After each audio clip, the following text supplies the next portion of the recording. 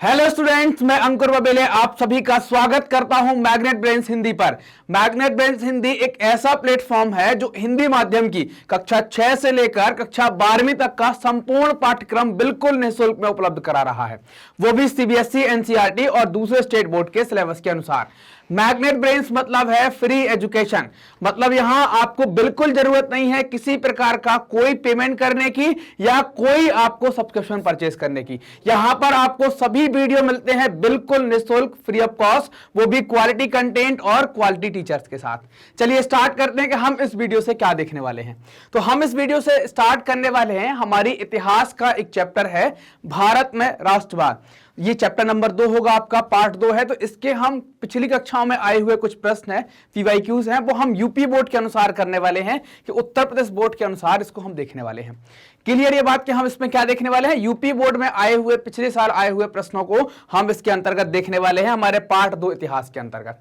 तो पहला प्रश्न है आपके सामने, बहुविकल्पीय प्रकार का प्रश्न है, एमसीक्यू टाइप प्रश्न है। तो पहला प्रश्न आपके सामने है, महात्मा गांधी दक्षिण अफ्रीका से भारत वापस कब लौटे थे? तो अब आपको इसका सही जवाब बताना है। आपके पास उत्तर है, आपके पास ऑप्शन है 4, 1914, 1915, 1918 और 1919। इन 4 ऑप्शन में से आपको कोई एक ऑप्शन बताना है कि महात्मा गांधी भारत कब लौटे थे, आप बताएंगे। अब आप कैसे बताएंगे, ये बड़ा कंफ्यूजन हो रहा होगा, क्या बताएं भाई। तो सबसे पहले यहां से स्टार्ट कर लेते। 1919 कुछ याद है, पढ़ा होगा ना? मैं ऐसा मान के चल रहा हूं कि आपने चैप्टर एक बार तो देख ही लिया होगा, क्योंकि पेपर की आपके एग्जाम की डेट भी आ गई है, तो आपने कम से कम एक बार तो उसको देख के ही रखा होगा। तो 1919 में आप एक बहुत बड़ी घटना याद करेंगे, जिसमें आप देखेंगे कि जलियांवाला बाग कांड हो जाएगा। जलियांवाला बाग कांड के दौरान गांधी जी थे, उनने इसका विरोध भी किया था। तो यहां तो गांधी जी थे, मतलब ये ऑप्शन में नहीं हो सकता, आए तो नहीं होंगे, वो तो थे यहां पर। 1918 गांधी जी ने यहां पर क्या कर दिया था, गांधी जी के द्वारा यहां पर एक आंदोलन कर दिया गया था, आपने देखे हुए हैं, जिसको आप खेड़ा मूवमेंट के नाम से या खेड़ा आंदोलन के नाम से जानते हैं। तो गांधी जी जब यहां कर चुके हैं तो मतलब इसके पहले भी आ चुके हैं, ये भी नहीं होगा। दोनों हमने काट दिए। अब आपके पास बचे हैं ये 2 ऑप्शन, आप क्या बताएंगे कौन सा सही है, 1914 या 1915, है ना। अब ये 50-50 का मामला हो गया है, तो थोड़ा सा अगर याद रहेगा तो ज्यादा ठीक होगा, क्योंकि आपको ये याद रखना है कि गांधी जी ने अपना पहला आंदोलन 1917 में चंपारण में स्टार्ट किया था, और जब गांधी जी आए थे तो उन्हें आने के बाद 2 साल तक घूमा था, फिर दूसरे साल उन्हें आंदोलन किया था। तो जब आंदोलन उन्होंने कब किया था, 1917 में किया था, तो 2 साल घूमे थे, 17 से 2 घटा दो तो क्या हो गए, 15। तो सही आंसर क्या हो गया आपका, 1915। क्लियर ये बात की, एकदम स्पष्ट है ना कि ऐसे हम क्या करेंगे, अपने ऑप्शंस आराम से निकाल पाएंगे, समझ गए ना। अब अगला देखते हैं प्रश्न नंबर 2, फटाफट जल्दी से बताइए प्रश्न नंबर 2 का आंसर क्या होगा। तो प्रश्न नंबर 2 क्या कहता है सर, ये तो बता दीजिए। तो प्रश्न नंबर 2 कहता है, असहयोग आंदोलन का मुख्य कारण क्या था, आपको ये बताना है। जल्दी से आंसर बताइए, क्या था इसका मुख्य कारण। आपके पास ऑप्शन है 4। पहला ऑप्शन कहता है रॉलेट एक्ट, दूसरा ऑप्शन कहता है विश्व युद्ध या प्रथम विश्व युद्ध, तीसरा कहता है खिलाफत आंदोलन, और चौथा कहता है चोरी चोरी या चोरी चोरा की घटना, है ना, चोरा चोरी कांड जो कहलाता है वो। तो अब इन 4 में से आपको ऑप्शन बताना है, फटाफट से आंसर बताएं क्या होगा, है ना, कैसे अपन ये अंदाजा लगा पाए कि कौन सा आंसर सही होगा। तो अब आप देखेंगे, असहयोग आंदोलन जब गांधी जी ने स्टार्ट किया था तो बंद होने के पीछे की तो घटना ये है ना, बंद हुआ था इसके कारण से, तो ये तो नहीं होगा। ठीक, खिलाफत गांधी जी के आ जाने के बाद किया गया था, और ये किस लिए किया गया था खिलाफत, ये आपको पता होगा कि टर्की में कुछ गड़बड़ हो जाता है, वहां के खलीफा की सत्ता चली जाती है, तो ये उसके लिए किया गया था। और भारत का आंदोलन नहीं था, भारत में अली ब्रदर्स, है ना, मोहम्मद अली, शौकत अली के द्वारा लाया गया था, तो ये भी नहीं होगा। प्रथम विश्व युद्ध से अपना ख्याल ही ना देना, अपन तो अंग्रेजों के गुलाम थे, है ना, और वो जैसे चला रहे थे वैसे चल रहे थे, तो ये भी नहीं होगा। तो अब आपके पास बचा क्या, तीनों जब आपने निकाल लिए कि ये नहीं होगा, ये नहीं होगा, ये नहीं होगा, तो बचा सर ये होगा, बिल्कुल होगा। ये आपका सही आंसर है, क्या, रॉलेट एक्ट। क्लियर बात। चलिए अब अगले प्रश्न की तरफ बढ़ते हैं। अगला प्रश्न है आपके सामने, प्रश्न नंबर 3 आपकी स्क्रीन पर। प्रश्न नंबर 3 क्या कहता है, सविनय अवज्ञा आंदोलन में महात्मा गांधी ने नमक को अत्यधिक महत्व क्यों दिया था। नमक, आपको बताना है नमक को महत्व क्यों दिया था। ऑप्शन है आपके सामने 4। नमक का प्रयोग अमीर और गरीब सभी लोग करते हैं। भाई अब आप लोग बताएंगे कि अमीर लोग नमक खाते हैं कि गरीब लोग नमक खाते हैं, है ना, तो ये सब आप समझें, सोचें। नमक भोजन का अभिन्न हिस्सा है, क्या बिना नमक के भी खाना अच्छा लगता है क्या, नमक तैयार करने पर सरकार का एक अधिकार था, मतलब सरकार ही सारा इस पर अधिकार करती थी और सरकार नमक के ऊपर टैक्स भी लगाती थी। एक आपने पिक्चर भी देखी होगी, ये एक नोबल भी लिखा गया जिसको कहते हैं नमक का दरोगा, है ना। तो अब आप ये बताओ कि अमीर और गरीब सभी लोग नमक खाते हैं कि ऐसा है कि नहीं केवल एक ही वैरायटी के व्यक्ति नमक खाते हैं? नमक तो सबको चाहिए ना, तो ये तो खाते हैं, ये भी सही है। भोजन में नमक जरूरी है कि नहीं? अपन तो थाली में अलग से भी लेते हैं, कुछ लोग तो अलग से चाट चाट के खाते होंगे कि यार उनको स्वाद ही नहीं है, मतलब डला भी है तब भी नहीं, बोले अलग से आना चाहिए। तो भोजन में तो चाहिए, सलाद खाओगे, सब्जी खाओगे, दाल खाओगे, नमक तो चाहिए, क्या है। और यह भी बात सही है कि नमक तैयार करने में सरकार का एक अधिकार था और सरकार नमक के लिए क्या लेती थी? टैक्स लेती थी, कर लिया करती थी। जब तीनों बातें सही हैं तो आंसर क्या सही होगा आपका? चौथा। क्लियर ये बात? क्या आंसर क्या हो जाएगा? चौथा सही। अब अगला प्रश्न आता है आपके सामने, प्रश्न नंबर 4, करो या मरो का नारा किसने दिया था? जो स्थिति आपके सामने है, करो या मरो, अगर पढ़ोगे नहीं तो फेल हो जाओगे, या तो पढ़ो या फेल हो, तो ये आपके ऊपर भी फिट बैठता है, करो या मरो का नारा। तो अब आप बताएं कि करो या मरो का नारा किसने दिया? ऑप्शन 4 है, सुभाष चंद्र बोस, चंद्रशेखर आजाद, भगत सिंह और महात्मा गांधी। इन चार में से किसके द्वारा यह नारा दिया गया था? तो राइट आंसर है महात्मा गांधी, इनके द्वारा करो या मरो का नारा दिया गया था और आपको इस नारे को फॉलो करके बेहतरीन तरीके से तैयारी करनी है ना। अगला प्रश्न है आपके सामने, प्रश्न नंबर 5, भारतीय राष्ट्रीय कांग्रेस की स्थापना हुई थी या हुई है, या खालिस्तान करके भी दे सकते हैं, भारतीय राष्ट्रीय कांग्रेस खालिस्तान, या भारतीय राष्ट्रीय कांग्रेस की खालिस्तान स्थापना हुई। तो अब आपको यह बताना है कब हुई है। ये 4 ईयर आपके सामने हैं, 1882, 1884, 1885, 1886, है ना। 1882, 1884, 1885 और 1886, इनमें से कौन सा एक ईयर है जब कांग्रेस को बनाया गया था या कांग्रेस की स्थापना की गई थी? तो आपका सही आंसर है 1885, इस दिन कांग्रेस की स्थापना की गई थी। कौन है कांग्रेस के पिता या किसके द्वारा कांग्रेस की स्थापना की गई? तो ए.ओ. ह्यूम के द्वारा कांग्रेस की स्थापना की जाती है और इसका पहला जो सम्मेलन है, मतलब कांग्रेस का पहला जो अधिवेशन है, वो कहां किया गया था? मुंबई में किया गया था, है ना। मुंबई के अंदर गोकुलदास तेजपाल संस्कृत स्कूल है, वहां पर इसका पहला सम्मेलन किया गया था।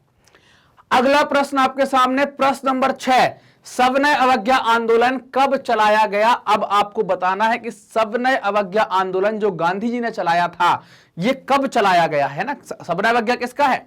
सविनय का मतलब क्या है? आप प्रार्थना पत्र लिखते होंगे ना अपने सर से छुट्टी लेने के लिए, अपने आचार्य जी से, अपने टीचर से छुट्टी लेने के लिए। सविनय निवेदन है कि मुझे कल रात से बुखार आ, सबको कल रात से बुखार आता छुट्टी लेने के लिए। सविनय निवेदन है कि मुझे कल रात से बुखार आ रहा था। तो उसमें सविनय का मतलब क्या है? बड़ी विनम्रता पूर्वक आप कह रहे हैं, बिल्कुल विनय के साथ। सा और विनय, सा का मतलब तो साथ में है, विनय के साथ कह रहे हैं। और क्या करनी है? अवज्ञा का मतलब क्या है? बात नहीं माननी है। आपने चैप्टर पढ़ा होगा, आपको पता होगा कि अवज्ञा मतलब बात नहीं बड़ी विनम्रता से बात नहीं माननी है। तो ये आंदोलन कब स्टार्ट किया गया? 4 ऑप्शन है, 1920, 1927, 1930 और 1935।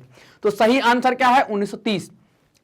सविनय अवज्ञा आंदोलन कब स्टार्ट कर दिया गया? 1930 के अंतर्गत इसको स्टार्ट किया गया। क्लियर ये बात? असहयोग आया था इसके पहले, असहयोग आया, चोरी चोरा कांड के कारण असहयोग बंद हो जाएगा।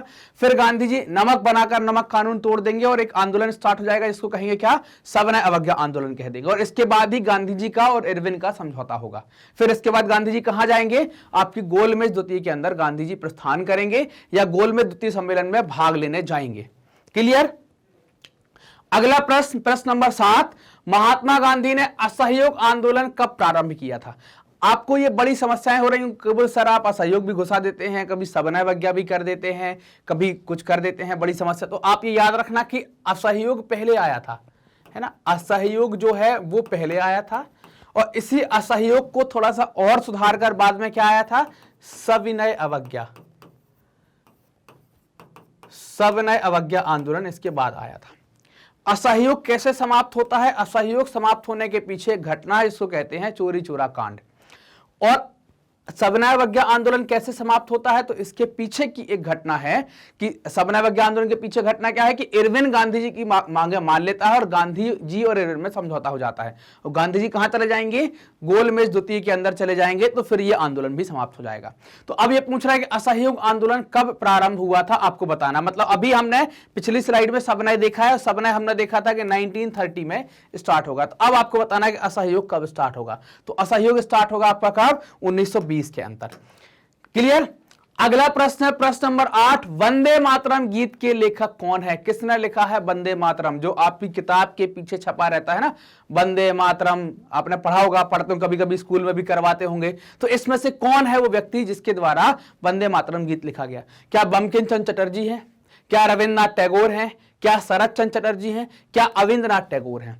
आपने शायद बुक में चटर्जी ना लिखा हो, आपने चट्टोपाध्याय देखा हो, तो कोई ज्यादा कंफ्यूज होने की बात नहीं है, एक ही बात है। तो सही आंसर क्या है? बंकिम चंद्र चटर्जी या बंकिम चंद्र चट्टोपाध्याय। आपने किताबों में कई बार चट्टोपाध्याय भी देखा होगा, तो कोई कंफ्यूज होने की बात नहीं है, एक ही नाम है। चिंटू पिंटू इक्वल टू अंकित, उनका कोई मोहल्ले में चिंटू कहलाता है, स्कूल में पिंटू कहलाता है, अच्छा नाम उसका अंकित है, तो ऐसे ही इनका क्या है, एक व्यक्ति के चौबे जी और चतुर्वेदी जी लगभग बराबर हैं, तो ऐसे ही चटर्जी और चट्टोपाध्याय भी क्या हैं, एक ही हैं, कोई कंफ्यूजन की बात नहीं है। अगला प्रश्न नंबर 9 क्या है? भारत वापस आने पर गांधी जी ने पहला सत्याग्रह कहां किया था? अब आपको ये बताना है, तो गांधी जी पहली चीज तो आए कब थे? अभी अपन ने एक क्वेश्चन किया था, कब आए थे गांधी जी? 1915 में गांधी जी की भारत में वापसी हो गई थी। और वापसी होने के बाद गांधी जी ने 2 वर्ष क्या की थी? घुमाई करने के बाद गांधी जी ने पहला आंदोलन कब किया था? 1917 में। अब इनमें से बताना है कौन सा आंदोलन 1917 में था, या पहला आंदोलन गांधी जी का कौन सा है। खेड़ा भी हम देख चुके थे कि कहां हुआ था, है ना, ये आपको पता है। ये कहां होगा? ये है आपका सही आंसर चंपारण का। क्या सही आंसर है आपका? चंपारण का। क्लियर ये बात? यहां तक की बात क्लियर है सभी को? चलो अब अगला आता है आपके सामने, अति लघु उत्तरीय मतलब वेरी शॉर्ट टाइप के आंसर आपको लिखने हैं, जिनमें सीधे 1 या 2 लाइन के अंदर आप जवाब देंगे। तो प्रश्न पहला है कि असहयोग आंदोलन कब और क्यों वापस लिया गया था? मतलब इसकी वापसी के पीछे की बात पूछी जा रही है।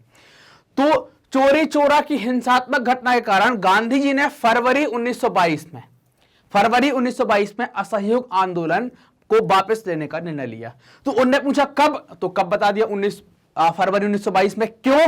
तो क्यों बता दिया, क्यों? क्योंकि आप चोरी चोरा की घटना के बाद, आप हिंसात्मक घटना भी लिख सकते हैं या ऐसा लिख सकते हैं कि चोरी चोरा की घटना के बाद। आप हिंसात्मक नहीं लिखना चाहते हैं, आपको याद नहीं रहता है तो ना लिखें, चलेगा, लेकिन अगर लिख देंगे तो अच्छी बात है। अगर नहीं रहता याद तो कोई समस्या नहीं है, आप इतना लिख दें कि भाई चोरी चोरा नामक स्थान पर हुई एक घटना के बाद गांधी जी ने फरवरी 1922 में इस आंदोलन को वापस लेने का निर्णय लिया।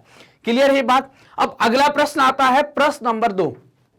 इसमें पूछा गया कि पूना पैक्ट पर, है ना, पूना पैक्ट पर किसके हस्ताक्षर हुए? कोई 2 शर्तें बताइए। तो पहले पूना पैक्ट आपने पढ़ा होगा, मैं एक थोड़ा सा कुछ सेकंड में बता देता हूं कि भाई पूना पैक्ट था क्या। पूना पैक्ट के पीछे आप जाएंगे तो गांधी जी और अंबेडकर जी के बीच में विवाद चल रहा था। विवाद का कारण क्या था? कम्युनल अवार्ड की घोषणा हो जाना या सांप्रदायिक अवार्ड की घोषणा हो जाना, जिसमें यह कहा जा रहा था कि एक पृथक निर्वाचन क्षेत्र बनाया जाएगा दलितों के लिए, एससी के लोगों के लिए एक पृथक निर्वाचन क्षेत्र बनाया जाएगा। इससे गांधी जी रुष्ट हो गए थे और गांधी जी ने आमरण अनशन कर दिया था। बाद में गांधी जी और अंबेडकर साहब उस चीज पर अड़े हुए थे, उनकी मांग थी कि हमारे लिए एक पृथक निर्वाचन क्षेत्र बनाया जाए या अलग निर्वाचन क्षेत्र बनाया जाए, तो वो उस चीज को लेकर अड़े हुए थे। तो इनमें क्या हुआ, इन दोनों के बीच में फिर समझौता होता है। वो समझौता क्या कहलाता है? वो कहलाता है पूना पैक्ट। तो पहली चीज तो आगे किसके हस्ताक्षर हुए, तो आप सबसे पहले तो समझिए किसके हस्ताक्षर हुए। अपन ने यहां पर जान लिया कि गांधी जी और अंबेडकर साहब के हस्ताक्षर हुए होंगे। लिखना, पूना पैक्ट पर महात्मा गांधी और डॉक्टर भीमराव अंबेडकर के हस्ताक्षर हुए। यह पैक्ट सन 1932 में हस्ताक्षरित हुआ, या ऐसा लिख सकते हैं कि इस पर हस्ताक्षर 1932 में हुए और इसकी 2 शर्तें थी। मतलब जो 2 बातें जो कंक्लूड होकर निकली थी, उसका जो सारांश था वो देखेंगे। दलित वर्ग, जिसको दलित वर्ग भी कहा जाता है, दलित वर्ग को प्रांतीय एवं केंद्रीय विधायी परिषदों में आरक्षित सीटें दी जाएंगी। पहले क्या था, इनके लिए अलग निर्वाचिका की बात की गई थी या अलग निर्वाचन क्षेत्र की बात की गई थी। अब क्या कर दिया गया, आरक्षित सीटें दी जाएंगी या आरक्षित सीटें मिल गई। दूसरा क्या था, दलित वर्ग के लिए शिक्षा अनुदान की पर्याप्त राशि प्राप्त हुई, है ना। दलित वर्ग के लिए जो शिक्षा अनुदान की जो राशि होती है ना, जिसको एजुकेशन ग्रांट कहते हैं, वो भी क्या हुई, पर्याप्त राशि प्राप्त होती है। तो ये 2 शर्तें इसमें आई। हस्ताक्षर किसने किए वो लिख दिया, 2 खास बातें अपन ने लिख दी कि इसमें क्या हुआ। अगला प्रश्न है, अब अगला प्रश्न आपके सामने है लघु उत्तरीय टाइप का, शॉर्ट आंसर टाइप का प्रश्न देखने वाले हैं। इसका उत्तर कैसा लिखना पड़ेगा, थोड़ा सा वेरी शॉर्ट आंसर से बड़ा लिखना पड़ेगा। भारतीय राष्ट्रवाद के उदय के 3 कारणों को लिखिए। तो सबसे पहले तो 3 कारण आप देख लो, पहले कारण देख लो, फिर अपन देख लेंगे क्या है। पहला कारण है, इसको कहते हैं उपनिवेशवाद का विरोध। उपनिवेशवाद समझते हैं ना क्या कहलाता है? एक ऐसा एरिया जहां पर हम, जैसे मान लो हम अपने ही एग्जांपल लेकर बात करें, मान लो हमने कोई बहुत दूर इलाके पर कब्जा कर लिया और वहां पर जो भी चीजें होती हैं या जो पैसा होता है उस पैसे को लाकर हम अपने घर को भर रहे हैं, तो हमारे लिए क्या होगा? वो इलाका हमारा उपनिवेशवाद है। मतलब क्या हुआ कि अगर हम किसी इलाके पर कब्जा करते हैं और वहां का धन निकालकर अपना भला करते हैं, तो जो हमारे द्वारा कब्जा किया गया इलाका है या हमारे द्वारा शासन किया जाने वाला जो इलाका है जिसका हम भला नहीं कर रहे हैं, वो क्या कहलाएगा? उपनिवेशवाद। तो हम किसका उपनिवेश थे? ब्रिटेन का। ब्रिटेन हमारे यहां पर शासन कर रहा था और सारा धन निकालकर कहां ले जा रहा था? आप देखेंगे वहां पर कि वो अपने देश में ले जा रहा था। इस कारण से हमको कहा गया था कि हम ब्रिटेन के गुलाम हैं। क्लियर? अगला है, दूसरा है करों में वृद्धि, है ना। तो करों में टैक्स बहुत बढ़ा दिए गए थे, तो इससे भी लोग नाराज थे। और तीसरी है कि जनता की आकांक्षाएं हैं, मतलब इच्छाओं की पूर्ति ना हो पाना, आकांक्षाएं पूरी ना हो पाना। तो ये 3 प्रमुख कारण हैं। अब एक एक कारण को अपन देखते चलेंगे, लिखना क्या है। तो कारण सबसे पहले याद रख लिए क्या क्या? एक तो उपनिवेशवाद आ गया, उपनिवेशवाद आ गया। दूसरा क्या आ गया सर? कर बढ़ गए, कर में बढ़ा दिया। तीसरा क्या आ गया? आकांक्षाएं आ गई। आकांक्षाएं अपन इसको कह दें कि इच्छाएं, जनता की इच्छाएं। अगर आप ये तीनों बातें पूरी कर देते तो फिर उपनिवेशवाद के विरोध में तो कोई बात ही नहीं होती, सब चल जाता, फिर हमारे अंदर राष्ट्रीयता की भावना नहीं आती। तो ये तीनों ने क्या किया कि भारत में राष्ट्रीयवाद के उदय में, मतलब नेशनलिज्म जैसे राइज होगा, वो पैदा होगा लोगों के अंदर, बनना स्टार्ट होगा, उसमें इनका भी बहुत महत्वपूर्ण योगदान है। सबसे पहला देखते हैं। पहला क्या कहा जा रहा है कि पहले में कहा जा रहा है उपनिवेशवाद का विरोध। उपनिवेशों में राष्ट्रवाद के उदय की प्रक्रिया उपनिवेशवादी विरोधी आंदोलन से जुड़ी हुई थी। इसमें क्या हो रहा था कि जब उपनिवेशवाद का अत्याचार बढ़ रहा था तो कई सारे लोग विरोध करने के लिए आ रहे थे। उस विरोध में हो सकता कि मैं अलग समुदाय से हूं, सामने वाला अलग समुदाय से है, कोई अलग स्टेट से है, कोई अलग कल्चर का है, लेकिन सभी क्या थे? अंग्रेजों से पीड़ित थे या उपनिवेशवाद के शासन से पीड़ित थे। तो पीड़ित ऐसा कहते हैं ना, एक कहावत कहते हैं, चोर चोर मौसेरा भाई। तो यहां क्या हुआ कि पीड़ित क्या होगा? दुश्मन का दुश्मन दोस्त। तो सामने जो बैठा हुआ अंग्रेज वो हमको परेशान कर रहे हैं और सब परेशान है, 4-5 टाइप के लोग, तो ये सब क्या हो जाएंगे? मिल जाएंगे, भले इनमें 50 प्रकार की भिन्नताएं हैं तब भी। ठीक, तो क्या हुआ कि उपनिवेश विरोधी आंदोलन से जुड़ी हुई थी। औपनिवेशिक शासकों के विरुद्ध संघर्ष के दौरान लोगों में क्या हुई? आपसी एकता। वही मैंने जो बताया अभी आपको कि लोग क्या हो गए? साथ में आना स्टार्ट कर दिए कि भाई कुछ भी हो, अब इनको अलग करना, बाद में देखेंगे, है ना। आपसी एकता को समझने लगे। उनमें उत्पीड़न और दमन का मिलजुल कर मुकाबला किया उन्होंने। उत्पीड़न मतलब क्या है? एक तो उनके ऊपर गलत कानून लगा दिए गए तो वो परेशान हो रहे थे, और फिर वो अपनी आवाज उठा रहे तो उनको दबा दिया जा रहा है। तो उत्पीड़न और दमन का मिलजुल कर मुकाबला किया। इसने विभिन्न समूह के लोगों को एकता के सूत्र में बांध दिया। इससे क्या हुआ कि सब परेशान हुए तो सब क्या होने लगे? मीटिंग करने लगे, चौराहे पर मिलने लगे, बरगद के पेड़ के नीचे मीटिंग होने लगी, और क्या होने लगे? सब इकट्ठे होने लगे। तो इनको क्या कर दिया? एकता के सूत्र में बांध दिया गया। उन्होंने महसूस किया कि औपनिवेशिक शासन को समाप्त किए बिना उनके कष्टों का अंत नहीं हो सकता, मतलब इनको भगाना पड़ेगा, तभी हमें फिर थोड़ा सा आराम मिल सकता है। तो ये विचार भी क्या हुआ कि अब उपनिवेशवाद को खत्म करने के लिए ये विचार आया, तो इसमें क्या हुई? सब में एकता आई। सब लोग सोचने लगे कि हमारा देश आजाद होगा, वैसा होगा, हम ऐसा बनाएंगे, इतना अच्छा कर देंगे।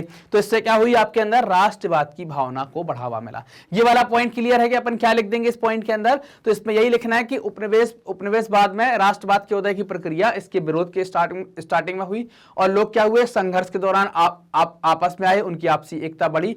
और ये उपनिवेश में जो दमन और उत्पीड़न का कार्यक्रम चल रहा था, इसका भी उन्होंने मिलजुल कर सामना किया। और ये सारी घटनाओं के दौरान इनमें क्या हुआ कि एकता के सूत्र में बंध गए, और ये कारण भी क्या हो गया? आपका एक राष्ट्रीयवाद के उदय में एक महत्वपूर्ण भूमिका निभा गया। अगला है करों में वृद्धि।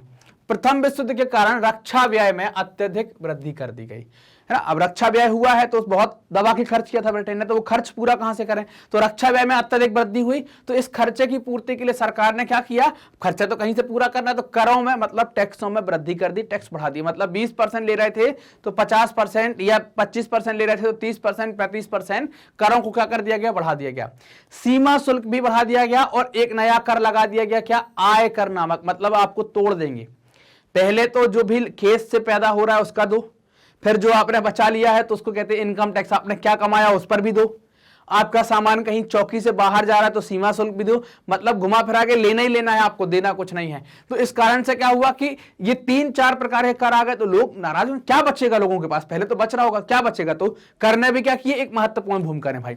तो आयकर नामक एक नया कर लगा दिया, इससे भारतीयों में क्या हो गया, घोर असंतोष। आप समझ रहे हो ना? आप ये समझो कि एक व्यक्ति 100 रुपए बचा पा रहा था पर डे का, अपन मान लेते हैं ना। अब उसके ऊपर आपने टैक्स बढ़ा दिया, पहले 20% टैक्स काटने के बाद वो 100 रुपए बचा रहा था, आपने 10% टैक्स और निकाल दिया, मान लो 10 रुपए टैक्स में और चले गए, तो अब कितना बचने लगा, 90। फिर आपने बोला कोई बात नहीं, बोले तुम्हारा माल जाता है इसके ऊपर भी टैक्स दो, तो अब कितना बचा, 80। फिर बोले तुम कमाते भी बहुत हो तो इस पर भी टैक्स दो, तो फिर कितना बचा, 70। तो ये सारी समस्याएं क्या हो गई, ऐसे आपका पैसा घटने लगा। आप पहले बचा रहे थे पर डे 100 रुपए और आज की स्थिति में बचा रहे 70। हालत अच्छी होगी, खराब? आपको अच्छा लगेगा, मजा आएगा कि कट रहा है पैसा, कटने दो, बोले एंजॉय करो, ऐसा होगा क्या? ऐसा नहीं होगा। जब ऐसा नहीं होगा तो फिर लोगों में रोष आएगा, तो लोग क्या होंगे, इससे लोगों ने सोचा क्या किया जाए, इनको उखाड़ कर फेंका जाए, तो राष्ट्रवाद को बढ़ावा मिला। तीसरा पॉइंट क्या है, जनता की आकांक्षाएं। आकांक्षाएं मतलब इच्छाएं, वो क्या सोच रही हैं, क्या चाह रही हैं आपसे, तो उनकी आकांक्षाओं को पूरा ना कर पाना या पूरा ना होना। भारतीयों को आशा थी कि प्रथम विश्व युद्ध के बाद, है ना, उनके कष्टों और कठिनाइयों का अंत हो जाएगा, परंतु हुआ नहीं ऐसा, है ना। परंतु उनकी आकांक्षाएं पूरी नहीं हुई, इस कारण भारतीयों में घोर असंतोष था और इसने भी भारतीय राष्ट्रवाद को बढ़ाने में या भारतीय राष्ट्रवाद को बनाने में महत्वपूर्ण भूमिका निभाई। क्लियर ये बात? तो लग रहा था कि यार ये इतनी बड़ी विश्व युद्ध, समझते हो ना कितनी बड़ी लड़ाई होती कि हो गई, बोले अब ये चले जाएंगे तो शायद अपन को कुछ रिलैक्स हो जाएगा, हो पा नहीं रहा था कुछ। तो ये सारे तीनों कारण क्या हो गए, ये तीनों कारणों ने राष्ट्रवाद को बढ़ाने में मदद दी। अगला प्रश्न आपके सामने, प्रश्न नंबर 2, गांधी जी, है ना, ये जी लिखा हुआ है ना, गांधी जी, इसको जी समझना आप, है ना, इसको जी समझना। गांधी जी ने अपनी पुस्तक हिंद स्वराज में असहयोग आंदोलन, है ना, ये रफ कर देता हूं, ठीक है, ये काट देते हैं, ये 2 बार धी आ गया, टाइपिंग मिस्टेक है, आप समझ लेना। गांधी जी ने अपनी पुस्तक हिंद स्वराज में असहयोग आंदोलन के पक्ष में क्या तर्क दिया। अब आपको बताना कि सबसे पहली चीज तो असहयोग आप जानते हैं क्या है। तो असहयोग का जो कॉन्सेप्ट था वो गांधी जी ने अपनी एक किताब थी हिंद स्वराज, उसमें दिया हुआ था। गांधी जी क्या कहते हैं, असहयोग के पीछे गांधी जी ने क्या तोड़ा था, असहयोग कैसे बनाया। अगर इसको देखें तो इसमें 2 शब्द हैं, एक आ है और एक सहयोग है कि नहीं। मतलब अगर सहयोग का उल्टा कर देते हैं तो असहयोग होता है। मतलब सहयोग का जो विलोमार्थी शब्द होता है, और विलोमार्थी बनाने के पीछे हम आ जोड़ते हैं, है ना, ज्यादातर में आ जोड़ देते हैं। तो आ आपने जोड़ा तो सहयोग का उल्टा क्या हो जाएगा, असहयोग। अभी आप किसी को हाथ लगाकर आगे बढ़ा रहे हैं, असहयोग का मतलब बिल्कुल नहीं लगाना, जैसा जा रहा जाए, मुंह के बल गिर रहा है गिरे, अपन को हाथ नहीं लगाना, बस समझ रहे हैं। तो असहयोग का क्या मतलब, कोई गिरा अपन ने थोड़ी से पकड़ लिया, या कोई कुछ कर रहा है तो अपन ने थोड़ी से हाथ लगा दी, वो सहयोग है। लेकिन असहयोग का क्या मतलब, बिल्कुल नहीं करना कुछ, अपन को कुछ कहना भी नहीं है लेकिन हाथ भी नहीं लगाना है। तो गांधी जी के पास असहयोग का कॉन्सेप्ट कैसे आया, तो गांधी जी ने पहले सहयोग को समझा था। असहयोग कैसे आया, गांधी जी पहले सहयोग को समझते हैं, तो वो सहयोग जो उन्होंने समझा वो उनने अपनी किताब हिंद स्वराज में लिखा कि भाई सहयोग क्या है। गांधी जी ने अपनी पुस्तक हिंद स्वराज में असहयोग आंदोलन के पक्ष में तर्क दिया था। क्या उन्होंने कहा कि ब्रिटिश शासन भारतीयों के सहयोग से ही स्थापित हुआ। मैंने कहा ना, गांधी जी ने सहयोग को समझा कि ब्रिटिश शासन भारत में भारतीयों के सहयोग से ही स्थापित हुआ है, और वह शासन इसी सहयोग के कारण चल पा रहा है। हम लोग उनको सहयोग कर रहे हैं तो चल रहा है, वो हमको मारते हैं हम पिट लेते हैं, वो हमसे पैसा मांगते हैं हम दे देते हैं, तो हम क्या कर रहे हैं, सहयोग कर रहे हैं। तो शासन कैसे चल पा रहा है, उनके सहयोग के कारण ही चल पा रहा है। यदि भारतीय लोग ये सहयोग निकाल लें, अगर भारतीय लोग इस सहयोग को ले लें तो फिर क्या करना पड़ेगा, उसमें आ जोड़ दें तो क्या करना पड़ेगा, असहयोग। यदि वे अपने सहयोग को वापस ले लें तो साल भर के भीतर ब्रिटिश शासन का अंत हो जाएगा और स्वराज्य की स्थापना हो पाएगी। तो गांधी जी का यही विचार था इसमें। सहयोग को वापस लेने का मतलब क्या है, आप उसके डंडे खा रहे हो मत खाओ, आप उसको किराया दे रहे हो मत दो, आप उसको लगान दे रहे हो मत दो, आप उनका कोई कपड़ा खरीद रहे हैं मत खरीदो, उनकी नौकरी कर रहे हैं मत करो। तो क्या है, सहयोग वापस ले लिया तो मतलब क्या हो गया, ये बन गया सहयोग प्लस आ, तो क्या हो गया, असहयोग तैयार हो जाता। तो ये पुस्तक के अंदर गांधी जी ने यही कहा था कि असहयोग क्या है, ये यहां पर बताया था। ये समझ में आई सबसे पहले सहयोग की बात, और फिर सहयोग को खींच लो तो क्या जाएगा, असहयोग आ जाएगा। तो ये इसमें हमें लिखना था। यहां तक की बात स्पष्ट है ना। अब अगला प्रश्न आता है आपके सामने, प्रश्न नंबर 3, नमक यात्रा उपनिवेशवाद के खिलाफ प्रतिरोध का एक असरदार प्रतीक थी, स्पष्ट कीजिए। नमक यात्रा जो दांडी मार्च होगा, है ना, गांधी जी अपने साबरमती आश्रम से दांडी नामक स्थान पर जाएंगे, तो उसके बारे में आपको लिखना है। या ऐसा लिखना है कि नमक सत्याग्रह क्यों प्रारंभ किया गया, उसका संक्षिप्त विवरण। मतलब दोनों में बातें वही लिखनी है कि इसका क्या उद्देश्य था, या क्यों स्टार्ट किया गया, या इनके खिलाफ कैसे ये असरदार हुआ, हमें दोनों बातें लिखनी है। तो अब आप जान लो कि भाई ये नमक आंदोलन था क्या, है ना। थोड़ी सी कहानी मैं आपको बता देता हूं तो आपको उत्तर लिखने में आसानी होगी। सुन लो एक बार। गांधी जी क्या करेंगे, गांधी जी अपनी मांगे रखेंगे इरविन के सामने, जिसमें गांधी जी ने अपनी कुछ मांगे रखी थी, जैसे कुछ सामान्य मांगे थी, बाकी सभी समुदायों की, व्यापारियों से लेकर किसानों तक की, और उनमें एक प्रमुख मांग थी नमक की, क्योंकि नमक आप खाते हैं ना जो, तो उस पर टैक्स लगता था उस टाइम पर, तो उन्होंने बोला कि इस पर टैक्स नहीं लगना चाहिए। और नमक को गांधी ने क्यों चुना था कि दुनिया में कोई भी व्यक्ति खाना खाए, है ना, मतलब अब वो डाइटिंग पर ही ना हो कि भाई बोले हमें नमक खाना ही नहीं है, वो कोई ऐसे वाला ना हो। सामान्य व्यक्ति दुनिया भर में कोई भी खाना खाए, नमक तो उसको खाने में चाहिए ही है। तो नमक की जरूरत थी हर एक व्यक्ति को। तो नमक से क्या था, गांधी जी को लग रहा था कि सभी लोग इससे जुड़ जाएंगे।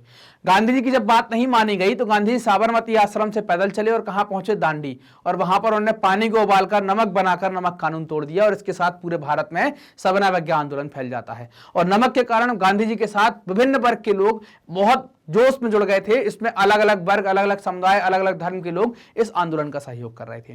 तो अब इसमें हम लिखेंगे क्या, तो अब लिखते हैं अपन, भाई वो डेट वेट देनी पड़ेगी, डेट तो लिखनी पड़ेगी, नहीं तो इंप्रेशन कैसे अच्छा आएगा। तो 31 जनवरी 1930 को गांधी जी ने वायसराय इरविन को एक पत्र लिखा। इस पत्र में उन्होंने अपनी 11 मांगों का उल्लेख किया। इनमें कुछ सामान्य मांगे थी, जबकि कुछ मांगे उद्योगपतियों से लेकर किसानों तक की विभिन्न तबकों की मांगे थी। इन मांगों के माध्यम से गांधी जी समाज के सभी वर्गों को अपने साथ लाना चाहते थे या जोड़ना चाहते थे, ताकि उनके अभियान में वो लोग क्या हो सकें, शामिल हो सकें। ठीक, अगला, इनमें उन्होंने सर्वप्रमुख मांग क्या रखी, सभी को शामिल करने के लिए इन मांगों में सर्वप्रमुख मांग क्या रखी, नमक कर को समाप्त करने की मांग रखी, और सफलतापूर्वक एक नमक यात्रा निकाली। गांधी जी ने औपनिवेशिक ब्रिटिश सरकार को अपने सत्याग्रह के तरीके से, सत्याग्रह का तरीका अभी आपने चैप्टर में पढ़ा होगा, सत्याग्रह का तरीका, सत्य का आग्रह करेंगे, सत्य की खोज पर जोर देंगे, किसी को नुकसान नहीं पहुंचाना है लेकिन अपन को गलत भी नहीं करना है, सत्याग्रह के तरीके से उत्तर दिया। नमक यात्रा वास्तव में उपनिवेशवाद के विरोध में एक प्रतिरोध का सबसे बड़ा प्रतीक थी। बहुत बड़ा आंदोलन था, इसमें सभी लोग शामिल हो गए थे, सभी लोग बड़ी मात्रा में इसमें शामिल हो गए थे, देश के हर वर्ग के लोग इसमें शामिल थे। इस कारण से उपनिवेशवाद के खिलाफ एक बहुत अच्छा प्रतिरोध के रूप में उपयोग की गई है, प्रतिरोध का एक प्रतीक था। क्लियर ये बात यहां तक की। अगला प्रश्न है प्रश्न नंबर 4, भारत के स्वतंत्रता संघर्ष में गांधी जी के योगदान का मूल्यांकन कीजिए। अब आपको यह मूल्यांकन करना है गांधी जी ने स्वतंत्रता संघर्ष में क्या योगदान दिया है। तो अब आपको पता है सारी बातें, गांधी जी ने क्या योगदान दिया है, कौन कौन से आंदोलन किए हैं, चैप्टर आपने पढ़ा होगा, है ना, आपने देखा होगा थोड़ी। ये बिल्कुल आप मान के चलना कि मैं ऐसा मान रहा हूं कि आपने एक बार किताब ऐसी देखी, आपको याद ना हो लेकिन आपको सारी चीजें क्या लग रही हैं, कुछ कुछ देखी सुनी सी, पढ़ी सी लग रही है ना। तो अब गांधी जी के हमें योगदान का, तो गांधी जी का योगदान कैसे स्टार्ट करेंगे, गांधी जी के हम बताएंगे कि भाई भारत आ गए 1915 में, या 1917 से उन्होंने स्टार्ट कर दिया कोई अपना कार्यक्रम बहुत बड़ा, जिसको कहते हैं आप क्या, चंपारण आंदोलन से लिखना स्टार्ट करेंगे, 2-3 आंदोलन लिख देंगे और उनमें सबका इनका वर्णन बता देंगे, है ना। क्लियर। तो अभी देखते हैं यहां पर कि अपन यहां कैसे देखेंगे। ये आपके लिए एक समरी टाइप से बताया कि आपको याद ना रहे तो क्या करें, गांधी जी कब आए, क्या क्या किया, 4-5 पॉइंट लिख देंगे और लिख देंगे इस प्रकार गांधी जी का बहुत अहम योगदान था भारतीय स्वतंत्रता संघर्ष में। उनके कुछ 2-4-5 आंदोलन आप बता देंगे। अगर याद नहीं रहता है तो मैंने आपको ये तरीका बताया। लेकिन क्या, भारत के स्वतंत्रता संघर्ष में गांधी जी की सेवाएं विस्तृत थी, बहुत ज्यादा थी। यहां तक कि 1919 से 1947 तक राष्ट्रीय आंदोलन का युग गांधी युग कहलाता है। 17 में गांधी जी का जो आंदोलन था वो गांधी जी का नहीं था, किसी और लोगों ने तैयार किया था। इस कारण से उस युग को कहां से ले रहे हैं, 1919 से 1947 तक का राष्ट्रीय आंदोलन का युग, इसे गांधी युग कहा गया। वास्तव में भारत स्वतंत्र कराने का श्रेय महात्मा गांधी को प्राप्त है, वह अन्य किसी भारतीय नेता को प्राप्त नहीं है। क्यों नहीं है, क्योंकि किसी और भारतीय नेता ने इतने बड़े स्तर पर पकड़ नहीं बनाई थी, इतने बड़े आंदोलन नहीं किए थे। इनकी पकड़ देश के हर तबके में, हर वर्ग में ये थी, और ये भारत के बड़े नेता भी थे और त्यागी भी थे। त्यागी मतलब ये अपने पास चीजों का बहुत संकलन नहीं करते थे, आधे कपड़े पहनते थे। आप देखो एक कपड़ा लपेट लेते हैं, एक ओढ़कर चल देते हैं, तो इनको ही प्राप्त है। डॉक्टर राजेंद्र प्रसाद ने लिखा है, मेरे विचार से गांधी जी को भारतीय जनता, संभवतः संसार को है ना, संसार को दुखी मानव जाति के प्रति सबसे बड़ी देन है कि उन्होंने अत्याचार का सामना करने के लिए क्या सुझाया? सत्याग्रह के रूप में एक विचित्र तथा अद्वितीय साधन दिया। क्योंकि आप देखें जितने भी लोग परेशान हो रहे थे ना, इनके पास कोई साधन नहीं था सामने वाले से लड़ने के लिए। तो इसी कारण से जो मानव जाति, जो दुखी मानव जाति थी, उनके लिए उन्होंने क्या दिया? एक सत्याग्रह दिया। इसीलिए राजेंद्र प्रसाद ने कहा है कि ये उनकी अद्भुत देन है या बड़ी देन है। उन्होंने यह भी बताया कि किस प्रकार शक्तिशाली ब्रिटिश साम्राज्य के विरुद्ध सफलतापूर्वक लड़ा जा सकता है ना। गांधी जी ने, आप बताओ, गांधी जी ने किसके ऊपर लाठी चलाई? कभी चलाई क्या? गांधी जी का जो तरीका है वो सत्याग्रह का है। तो उन्होंने ये बताया कि आप ब्रिटिश शासन को भी हिला सकते हैं, परेशानी कोई बात नहीं, बस दृढ़ निश्चय के साथ आप बैठे रहें। जवाहरलाल नेहरू ने गांधी जी को ईश्वरीय मानव कहा था, है ना। उन्होंने कहा था कि ये भाई ऐसे व्यक्ति तो भगवान ही बनाकर भेजता है। तो इस कारण से उनको क्या कहा था? हम आपको ही भगवान ने बनाया, लेकिन गांधी जी को स्पेशल तरीके से डिजाइन किया गया था, स्पेशल तरीके से बनाया गया था। उनके अंदर कुछ एक्स्ट्रा गुण डाले गए थे, तभी तो पूरे भारत के व्यक्तियों को, पूरे भारत के एक एक व्यक्ति को कनेक्ट कर पाए, भारत भर के सभी लोग उनसे जुड़ गए। तो इस कारण से उनको क्या कहा गया? ईश्वरीय मानव, है ना। भगवान से डायरेक्टली जो अवतरित होता है, ऐसा इंसान को कहा गया। वस्तुतः महात्मा गांधी स्वतंत्रता संघर्ष के कर्णधार थे, मतलब धुरी थे। इनके द्वारा ही सब कुछ, मतलब ऐसा नहीं कि इनके साथ कई सारे लोग कर रहे थे, लेकिन बड़े बड़े आंदोलन इनके द्वारा किए गए। इस कारण से इनको क्या कहा गया? कर्णधार कहा गया। उनके अद्भुत व्यक्तित्व एवं अविस्मरणीय कार्यों को देखते हुए यह कहा गया है, बड़े बड़े महापुरुषों ने यह कहा है कि भावी पीढ़ियां, मतलब अगली आने वाली पीढ़ियां सहसा यह विश्वास नहीं करेंगी, मतलब तुरंत ये विश्वास नहीं करेंगी कि ऐसा हाड़ मांस का, मतलब हाड़ समझते हो ना, इसके भीतर जो है वो हाड़ है और ये ऊपर जो है वो मांस है। तो हाड़ मांस का व्यक्ति कभी इस पृथ्वी पर था, एक ऐसा था कि उसको मारते जाओ गुस्सा ही नहीं आती थी। तो ऐसा इस कारण से कहने की कोशिश की गई कि एक नया अनोखा तरीका ही उन्होंने रख दिया था, कभी गुस्सा नहीं आए। कोई मारने आए तो एकदम प्यार से बोलते थे कि माफ किया, कोई दिक्कत नहीं है। तो इस कारण से कहा गया कि शायद ही कोई एकदम से विश्वास कर पाए कि गांधी जी या ऐसा कोई इंसान भी पैदा हुआ था जो इसी हाड़ मांस का बना है जैसे हम बने हैं। तो उस बारे में ये कथन कहा गया था। क्लियर? तो ये उत्तर हमारा क्या हो जाएगा? कंप्लीट। अगला उत्तर आता है या अगला प्रश्न आता है आपके सामने, साइमन कमीशन की रिपोर्ट को कांग्रेस, साइमन कमीशन की रिपोर्ट से कांग्रेस क्यों असंतुष्ट थी? कांग्रेस ने किस नई नीति की घोषणा की थी ना, इसके विरोध में किस प्रकार की नई नीति की घोषणा की थी? देखो उत्तर में क्या लिखेंगे? तो सन 1919 के अधिनियम की, देखो साइमन कमीशन क्यों आया था, तो पहले एक स्टोरी थोड़ी सी आप जान लो।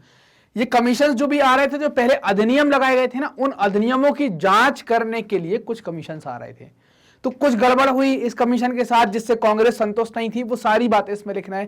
क्या गड़बड़ हुई? साइमन कमीशन में कोई भी भारतीय नहीं था, इस कारण से इसका विरोध किया गया। इसकी रिपोर्ट से भी वो लोग संतुष्ट नहीं थे, क्योंकि हमारे बारे में व्यक्ति, जो हमारे यहाँ का व्यक्ति है, वो ज्यादा अच्छे से बताएगा कि बाहर वाला व्यक्ति ज्यादा अच्छे से बताएगा। तो भारत वाले को तो रखना चाहिए ना एक आध को, इनने रखा नहीं है। तो इस कारण से क्या था कि इस कारण से कांग्रेस रुष्ट हो जाती है। तो अब उत्तर में क्या लिखेंगे? तो देखें भाई कि सन 1919 के अधिनियम के अनुसार उसकी जांच के लिए, है ना, मतलब जो 1919 का अधिनियम बना हुआ था, तो उसकी जांच के लिए 10 वर्ष बाद एक रॉयल कमीशन बनाना था। रॉयल कमीशन का मतलब क्या हो गया कि वो ब्रिटिश शाही से कमीशन बनकर आएगा, तो इसको क्या कह दिया? रॉयल कमीशन बनाएगा या रॉयल कमीशन की नियुक्ति की जाएगी। तो रॉयल कमीशन की नियुक्ति आवश्यक थी, तो नियुक्ति की गई।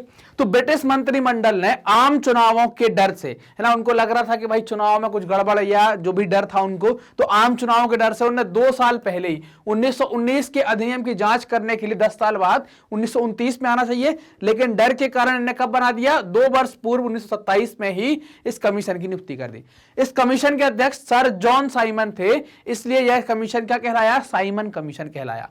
सभी सदस्य अंग्रेज थे। इसे श्वेत या गौरांग, मतलब गोरा कमीशन कहा गया या व्हाइट मैन कमीशन कहा गया। गोरांग कमीशन का भारतीयों ने क्या कर दिया? बहिष्कार कर दिया, क्योंकि इसमें एक भी भारतीय सदस्य नहीं था या कोई भी भारतीय सदस्य नहीं था।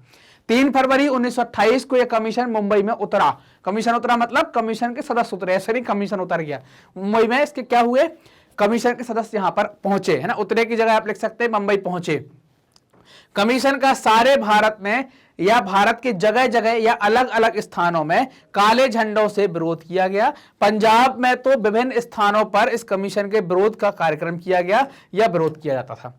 और वहां पर आप विरोध के दौरान देखें तो पंजाब का ही एक इलाका है लाहौर, जो पाकिस्तान के अंदर चला गया। तो लाहौर में लाला लाजपत राय ने इस कमीशन का विरोध किया था और एक विशाल रैली का आयोजन या विशाल आंदोलन का आयोजन किया था। तो एक विशाल जुलूस का निकाला था इसके विरोध में। पुलिस नाराज हो गई। पुलिस किसकी थी? अंग्रेजों की। तो पुलिस ने भीड़ पर एवं लाला लाजपत राय पर भीषण लाठी प्रहार कर दिया। तो उनको जगह जगह चोटें आ गई और इन चोटों से वो क्या हो गया, उनकी शीघ्र मृत्यु हो जाती है। ऐसा लाठीचार्ज देश के अलग अलग जगहों पर और अलग अलग नेताओं पर भी हुआ है। जैसे लखनऊ में गोविंद बल्लभ पंत और जवाहरलाल नेहरू पर भी भारी मात्रा में लाठियां बरसाई गई हैं। तो इन सब कारण से क्या कर दिया कि भाई कांग्रेस असंतुष्ट थी, तो कांग्रेस ने क्या कर दिया कि भाई इसके पीछे ने क्या कर दिया कि ये सारा कारण यहां पर डाल दिया कि क्यों असंतुष्ट थे, तो इसके पीछे ये कारण है। अब इनने इसकी के लिए नई नीति घोषणा क्या की, तो इसके विरोध किया और इसके बाद क्या कर दिया, साइमन के विरोध में इन्होंने क्या कर दिया, एक नेहरू कमेटी बना दी। तो यहां पर क्या होगा, यहां पर एक चीज और लिख देंगे कि इसके बाद नई नीति घोषणा क्या की गई, नेहरू कमेटी बना दी गई। नेहरू कमेटी बनाई गई, है ना, नेहरू कमेटी बनाई गई, जिसमें ये एडिशनल आप चाहें तो ऐड कर सकते हैं। एक नेहरू कमेटी बनाई गई जिसमें मोतीलाल नेहरू को अध्यक्ष और जवाहरलाल नेहरू को उसका सदस्य बनाया गया था। तो ये नेहरू कमेटी बना दी गई। नेहरू कमेटी को अपनी रिपोर्ट देनी थी यहां पर, तो वो रिपोर्ट देगी। आप चाहे इतना लिख दें, चाहे आगे एक नेहरू कमेटी वाली बात भी आप ऐड कर सकते हैं। अगला प्रश्न है, अब ये प्रश्न आ जाएंगे आपके दीर्घ उत्तरीय प्रकार के प्रश्न आपके सामने आ रहे हैं। अगला प्रश्न है, महात्मा गांधी के सत्याग्रह पर आपको एक निबंध लिखना है। तो सत्याग्रह पर आप निबंध लिखेंगे। सत्याग्रह क्या है, तो सत्याग्रह को आपको स्टार्ट करना है। कैसे लिखेंगे, तो सबसे पहले आप सत्याग्रह शब्द को समझा दो, सत्याग्रह की परिभाषा आप लिख दो, गांधी जी को सत्याग्रह का विचार कैसे आया उसके बारे में आप लिख दो, सत्याग्रह का प्रयोग कौन कर सकता है इसके बारे में लिख दो, और गांधी जी ने इसका प्रयोग कैसे कैसे करके लोगों को सफलता दिलाई है या किस किस प्रकार के लोग इस सत्याग्रह का उपयोग कर सकते हैं, ये बातें लिख देंगे तो क्या हो जाएगा, एक निबंध हो जाएगा, एक लेख हो जाएगा उसके ऊपर कि अपन को क्या लिखना। चलिए स्टार्ट करते हैं। सत्याग्रह जन आंदोलन की एक नवीन पद्धति थी, क्योंकि इसके पहले तक सत्याग्रह का विचार नहीं था। थोड़ी देर धरने पर बैठते थे, बात नहीं माने तो या तो उठकर घर चले गए या लड़ना चालू करते थे। तो सत्याग्रह क्या है, इस जन आंदोलन की एक नवीन पद्धति थी। सत्याग्रह में सत्य के विचार पर, है सत्य की शक्ति का आग्रह और सत्य की खोज पर जोर दिया जाता था, है ना, सत्य की शक्ति पर आग्रह और सत्य की खोज पर जोर दिया जाता था। अर्थात इसका अर्थ यह हुआ कि अगर आपका उद्देश्य सच्चा है, यदि आपका संघर्ष अन्याय के विरुद्ध है, तो उत्पीड़क से मुकाबला करने के लिए आपको शारीरिक बल की जरूरत नहीं है, आपको शरीर से मजबूत होने की कोई आवश्यकता नहीं है। प्रतिशोध की भावना या आक्रामकता का सहारा लिए बिना, मतलब आपको ऐसा एकदम गुस्सा नहीं करना है, हिंसा नहीं करनी है, आक्रामकता का सहारा लिए बिना सत्याग्रही, जो सत्याग्रही मतलब कौन हो गया, जो सत्याग्रह कर रहा है, तो सत्याग्रही केवल अहिंसा की ताकत से या अहिंसा के द्वारा अपने संघर्ष में सफल हो सकता है या सफलता प्राप्त कर सकता है। इसके लिए उसको क्या करना है, इस सत्याग्रह में हुआ क्या, तो इसका विचार अब लिखेंगे। इसके लिए दमनकारी शत्रु की चेतना को झंझोड़ना चाहिए, उसकी अंतरात्मा को झंझोड़ना है। तो उसको महात्मा गांधी ने मार्च 1920 में अपना घोषणा पत्र जारी किया, जिसमें उन्होंने सत्याग्रह पर आधारित अहिंसक असहयोग आंदोलन प्रारंभ किया था। यही हुआ था ना पहला, जिसमें बोला गया था कि सहयोग नहीं करना लेकिन हिंसा भी नहीं करनी है। तो अहिंसक आंदोलन प्रारंभ किया गया था या उसकी घोषणा की थी। गांधी जी सत्याग्रह जैसी नवीन परिपाटी के प्रणेता थे या इनके द्वारा या उसके जनक थे। गांधी जी के द्वारा ही क्या दी गई थी, ये जो नवीन परिपाटी आई है कि भाई कैसे आपका सत्याग्रह चलेगा, तो ये सब कुछ गांधी जी के द्वारा दिया गया है। और उन्होंने लोगों से स्वदेशी अपनाने के लिए, स्वदेशी वस्तुओं का या स्वदेशी अपनाने के लिए स्वदेशी सिद्धांतों और प्रवृत्तियों को अपनाने का आग्रह किया। इसमें वस्तुएं भी हैं, वो गांधी जी कहेंगे कि आप स्वदेशी अपनाइए, तो अपनाने का आग्रह किया, जिसमें चरखे का प्रयोग, मतलब जो चरखा घर में चलाते हैं तो उससे क्या करें, सूत काटना। अब यहां पर काटना मत लिख देना, काटना का मतलब होता है काट देना, काटना का मतलब होता है घुमा घुमा कर जो कपास के छोटे छोटे टुकड़े हैं इनसे एक धागा तैयार करना। तो क्या करना, सूत काटना करना है, काटना मत कर देना कोई, ठीक। सूत काटना तथा छुआछूत को दूर करने का भी आग्रह गांधी जी ने किया था। ये सत्याग्रह में गांधी जी ने, आपने देखा था कि गांधी जी कहते हैं कि सभी व्यक्ति को अपना काम करना चाहिए, तो ये छुआछूत वाली बात को भी गांधी जी क्या कर रहे हैं, दूर कर रहे हैं। तो ये एक छोटा सा निबंध अपन ने क्या कर दिया, गांधी जी की सत्याग्रह की विचारधारा के ऊपर लिख दिया। क्लियर ये बात। अब अगला प्रश्न आता है, प्रश्न नंबर 2, रॉलेट एक्ट क्या था, इसका विरोध कैसे किया गया। तो अब रॉलेट एक्ट क्या है तो हमको ये बताना है है ना, और इसका परिणाम क्या हुआ, इसका जो विरोध कर रहे थे या रॉलेट एक्ट का क्या परिणाम होता है वो हमें देखना है। मॉन्टेग्यू है ना, एक लॉर्ड मॉन्टेग्यू थे, तो मॉन्टेग्यू की घोषणा के पश्चात मॉन्टेग्यू चेम्सफोर्ड रिपोर्ट तैयार हुई। इस रिपोर्ट को कार्य रूप देने के लिए 1919 में एक अधिनियम पारित किया गया, जिसमें प्रांतों में आंशिक उत्तरदायी शासन स्थापित करने का उल्लेख किया गया, किंतु औपनिवेशिक स्वराज के विषय में नीति स्पष्ट नहीं की गई है। औपनिवेशिक स्वराज मतलब जो हम मांग कर रहे थे कि भाई ठीक है हम आपकी छत्र छाया में रहें लेकिन हमें स्वराज दे दो, हम लोग अपने तरीके से कुछ करना स्टार्ट करें, तो उसके बारे में कोई स्थिति स्पष्ट नहीं की गई। अतः स्थिति में कोई विशेष परिवर्तन नहीं आया, बल्कि राष्ट्रीय आंदोलन में और तीव्रता आ गई। आपने कुछ किया नहीं, आपने बोला कि ये रोटी है और अपन ने बोला ठंडी है, तो उसी को अपन ने गैस पे रख दिया और बोले कि ये ले जाओ आप, तो जहां की तहां थी, कुछ उसमें कुछ आपने कुछ स्पेशल किया नहीं है, घुमा फिरा कर दे दिया। यहाँ पर पहले गोल दे दी थी, अब रोल करके दे दी या कट्टू बना के दे दी कि बोले खा लो आप यहाँ पर। तो अब ये क्या, कोई परिवर्तन नहीं आया स्थिति में, तो क्या हुआ, इसके विरोध में चीजें स्टार्ट हो गई, तो राष्ट्रीय आंदोलन में क्या आ गई, तीव्रता आ जाती है। इस आंदोलन का दमन करने के लिए ब्रिटिश सरकार ने न्यायाधीश रॉलेट की अध्यक्षता में एक समिति की नियुक्ति की थी, है ना। न्यायाधीश रॉलेट की अध्यक्षता में क्या कर दी, एक समिति की नियुक्ति की, और फरवरी 1919 में रॉलेट ने 2 विधेयक प्रस्तावित किए, जो पारित होने के पश्चात क्या कहलाए, रॉलेट एक्ट कहलाए, या रॉलेट एक्ट के नाम से प्रसिद्ध हुए। क्यों प्रसिद्ध हुए, क्योंकि उसमें एक जज है रॉलेट, उसके द्वारा ये 2 विधेयक बनाए गए थे। इसमें क्या कहा गया कि अनेक भारतीय नेताओं के द्वारा इस कानून का विरोध किया गया। क्यों विरोध किया जा रहा था, विरोध के पीछे कारण क्या था कि ये काला कानून भी कहेंगे इसको, कुछ भी पकड़ के कहीं भी ले जाओ, कुछ भी कर दें, तो इसका विरोध भी किया गया। किंतु ब्रिटिश सरकार ने 21 मार्च 1919 को इसे लागू कर दिया, विरोध के बाद भी लागू कर दिया गया। इस एक्ट के अनुसार किसी भी व्यक्ति को मात्र संदेह के आधार पर ही गिरफ्तार किया जा सकता था अथवा गुप्त मुकदमा चलाकर उसे दंडित किया जा सकता था। तो इस रॉलेट एक्ट का भारतीयों ने बहुत विरोध किया और इसे काला कानून कहकर पुकारा। ऐसा कानून का मतलब, आप शक की कोई दवाई है, बताओ, शक तो किसी पर भी हो जाता, कोई दवाई है कि शक की, शक के आधार पर पकड़ ले जाओ। और क्या कहेंगे उसमें, कॉपी में, रिपोर्ट में क्या लिखेंगे, हमें इनके ऊपर, फलाने व्यक्ति के ऊपर या सुमित के ऊपर शक हुआ, इसलिए अमित गया और सुमित को पकड़कर जेल में डाल दिया। क्योंकि अमित पुलिस वाला था, तो शक क्या है, कोई मान लो मेरी किसी से लड़ाई हो और मैं उसको पकड़ लूं और क्या लिख दूं, बोले इसके ऊपर शक था, कुछ गतिविधियां गलत कर सकता है, तो शक के आधार पर ही अब पकड़ रहे थे, इस कारण इसको क्या कहा गया, काला कानून कहा गया। अब इसका परिणाम क्या हुआ, तो इसके परिणाम पर बात करें। रॉलेट एक्ट को पास होने से, है ना, गांधी जी का, अंग्रेजों की, जो अंग्रेज कहते थे कि हम बहुत न्यायप्रिय हैं, ईमानदार हैं, तो गांधी जी का अंग्रेजों की न्यायप्रियता और ईमानदारी से विश्वास उठ जाता है। उन्होंने रॉलेट एक्ट के विरोध में ही जनमत तैयार किया कि भाई इसका विरोध करना है, और देश का एक तूफानी दौरा किया। तूफानी दौरा मतलब समझते हैं ना, इस कोने से उस कोने, खटाखट खटाखट सब कोने में चले गए, मतलब ज्यादा रुके नहीं, सब जगह परिचय मतलब गए और अपनी बात रखते हुए चले आए। तो एक तूफानी दौरा किया और देशवासियों को सलाह दी, क्या सलाह दी, कि वे सत्य और अहिंसा द्वारा इस काले कानून का विरोध कर सकते हैं। इस सत्य और अहिंसा का मतलब क्या, इस सत्य और अहिंसा में वो सत्याग्रह की बात कर रहे थे कि इसके द्वारा क्या कर सकते हैं, इस काले कानून का विरोध कर सकते हैं। ये गांधी जी के द्वारा वहां पर किया गया था। तो परिणाम क्या हो गया, परिणाम में इसमें एक आंदोलन तैयार हो जाएगा जिसको आप असहयोग आंदोलन कहेंगे, और गांधी जी का विश्वास घट जाएगा यहां पर। तो ये परिणाम वाली बात हो गई।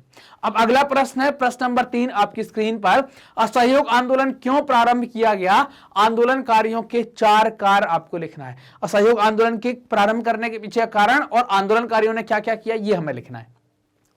गांधी जी ने असहयोग आंदोलन क्यों प्रारंभ किया, फिर किस कारण से आंदोलन वापस ले लिया, अथवा असहयोग आंदोलन के प्रमुख कारण क्या थे, ये हमें बताना है यहां पर। तो चलो अपन देखते हैं एक एक करके। सबसे पहले असहयोग आंदोलन। कांग्रेस ने महात्मा गांधी के नेतृत्व में असहयोग आंदोलन शुरू करने का निर्णय लिया था। क्यों, वो रॉलेट एक्ट वाला कुछ कांड हो गया था, वो आपको पता है, निर्णय लिया। यह एक क्रांतिकारी कदम था। कांग्रेस ने पहली बार सक्रिय कार्यवाही अपनाने का निर्णय किया था। इस क्रांतिकारी परिवर्तन के अनेक कारण थे। अब तक महात्मा गांधी ब्रिटिश सरकार की न्यायप्रियता और ईमानदारी पर विश्वास करते थे। अपन ने देखा कि वो रॉलेट एक्ट के कारण फिर उनका विश्वास उठ जाएगा, तो विश्वास करते थे। उन्होंने प्रथम विश्व युद्ध में ब्रिटिश सरकार को पूरा सहयोग भी दिया था, उनकी न्यायप्रियता और उनकी ईमानदारी के कारण। किंतु जलियांवाला बाग नरसंहार, पंजाब में मार्शल लॉ और हंटर कमेटी की जांच ने क्या कर दिया, गांधी जी का अंग्रेजों पर से विश्वास उठा दिया, उनके न्याय पर से विश्वास उठा दिया। क्यों, ये सब कांड क्यों हो रहे थे, रॉलेट एक्ट आ गया था, इस कारण से सारे कांड हुए थे। तो गांधी जी का क्या हो गया, विश्वास उठ जाता है। उन्होंने अनुभव किया कि अब, है ना, अब पुराने तरीके से, है ना, अब पुराने तरीके छोड़ने होंगे। कांग्रेस को उदारवादियों की से अलग हो जाने के बाद कांग्रेस क्या हो गई, पूरी तरह से गर्म पंथियों का नियंत्रण, मतलब जो आपके गर्म दल है ना, गर्म दलों का नियंत्रण हो गया। उधर तुर्की और मित्र राष्ट्रों में, है ना, तुर्की और मित्र राष्ट्रों में क्या हो गई, एक संधि कर ली, है ना, उनके बीच में एक संधि हो जाती, तुर्की और मित्र राष्ट्रों में क्या हो जाती है, के बीच में एक संधि हो जाती है। संधि की कठोर शर्तों से मुसलमान भी क्या थे, रुष्ट थे। तो गांधी जी इसका उपयोग करेंगे भारत में खिलाफत आंदोलन स्टार्ट करके। तो देश में अंग्रेजों के प्रति बड़ा असंतोष था। महात्मा गांधी ने मुसलमानों के लिए खिलाफत आंदोलन, है ना, उनका सहयोग प्राप्त करना, तो मुसलमानों के लिए खिलाफत आंदोलन में उनका साथ दिया, तथा असहयोग में मुसलमानों ने गांधी जी का साथ दिया, या असहयोग छेड़ने का विचार गांधी जी ने यहां पर रखा। तो ये एक बात हुई कि भाई कैसे गांधी जी ने क्या कर दिया और कैसे ये कारण हुए। तो इसके पीछे कारण ये होगा यहां पर। और सितंबर 1920 में कलकत्ता में लाला लाजपत राय की अध्यक्षता में कांग्रेस का एक विशेष अधिवेशन बुलाया गया, जिसमें गांधी ने असहयोग आंदोलन का प्रस्ताव रखा। सीआर दास, बीपी पॉल, एनी बेसेंट, जिन्ना और मालवीय जी ने इसका विरोध किया। बाद में समझाया तो सब लोग मान जाते हैं ना, विरोध किया लेकिन समझाने पर सभी लोग मान जाते हैं। लेकिन दिसंबर 1920 में कांग्रेस के नियमित अधिवेशन में असहयोग का प्रस्ताव बहुमत से पारित हो गया, तथा विरोधियों ने भी इस प्रस्ताव पर अपनी सहमति दे दी थी, अपना समर्थन दिया था। इस आंदोलन के मुख्य बिंदु थे खिताबों तथा पदवियों का त्याग, मतलब जो कार्य किए गए, 4 कार्य पूछ रहे हैं, तो खिताबों और पदवियों का त्याग, स्थानीय निकायों में नामजदगी वाले पदों का इस्तीफा, मतलब जिस भी आप पोस्ट पर हैं तो उसका इस्तीफा आपको देना है, सरकारी दरबारों, सरकारी अफसरों के सम्मान में आयोजित उत्सवों का में भाग नहीं लेना है, हमको नहीं जाना है। जो भी सरकारी उत्सव करवा रहे हैं कोई अधिकारी के लिए, सरकार के लिए, तो उसमें नहीं जाना है। बच्चों को स्कूल से अलग होने या बच्चों को स्कूल से हटा लेना चाहिए, क्योंकि शिक्षा क्या है, अंग्रेजों की ही है। अदालतों का बहिष्कार करना चाहिए, फौज में भर्ती का भी बहिष्कार करना चाहिए, जो लोग फौज में थे उनको भी नहीं जाना चाहिए, इस भर्ती का विरोध करना चाहिए। तो ये प्रमुख कारण क्या हो गए, ये प्रमुख कार्य हैं जहां पर गांधी इस असहयोग आंदोलन के दौरान ये प्रमुख कार्य किए गए। क्लियर ये बात। असहयोगियों के लिए अहिंसा तथा सत्य का पालन करना, अहिंसा तथा सत्य का पालन करना आवश्यक था। गांधी जी को विश्वास था कि आंदोलन 1 वर्ष में स्वराज की, है ना, इस आंदोलन के द्वारा गांधी जी को यह विश्वास था कि 1 वर्ष के अंदर ही हम स्वराज की प्राप्ति कर लेंगे। तो ये कुछ कार्य होगा यहां पर, उसके हमने कारण देख लिए, क्यों स्टार्ट हुआ और कैसे स्टार्ट हुआ, ये सारी बातें हमने देख ली यहां पर। तो इसमें जो आपके पिछले वर्ष में आए हुए जो प्रश्न हैं वो हमने सभी देखे। इसमें आपके बहुविकल्पी, एमसीक्यू, अति लघुत्तरी, लघुत्तरी और दीर्घोत्तरी, क्योंकि इसमें सभी प्रकार के प्रश्न आपके पिछले वर्ष में आए हुए थे, तो हमने सारे प्रश्न यहां पर देख लिए यहां पर। अब आप जानते हैं कि मैग्नेट ब्रेन्स हिंदी माध्यम का एक ऐसा प्लेटफॉर्म है जो कक्षा 6 से लेकर कक्षा 12वीं तक का संपूर्ण पाठ्यक्रम सीबीएसई, एनसीईआरटी और दूसरे स्टेट बोर्ड के अनुसार बिल्कुल निःशुल्क में उपलब्ध करा रहा है। तो आपको ये वीडियो प्राप्त करने के लिए करना क्या है, आप हमारे चैनल को सब्सक्राइब करें। हमारा चैनल मतलब मैग्नेट ब्रेन्स हिंदी को सब्सक्राइब करें, जो भी वीडियो आते हैं उसको लाइक करें और अपने दोस्तों के साथ खूब शेयर करें, ताकि सभी लोग इसका फायदा उठा सकें। और कमेंट कर जरूर बताएं कि आपको सेशंस कैसे लग रहे हैं।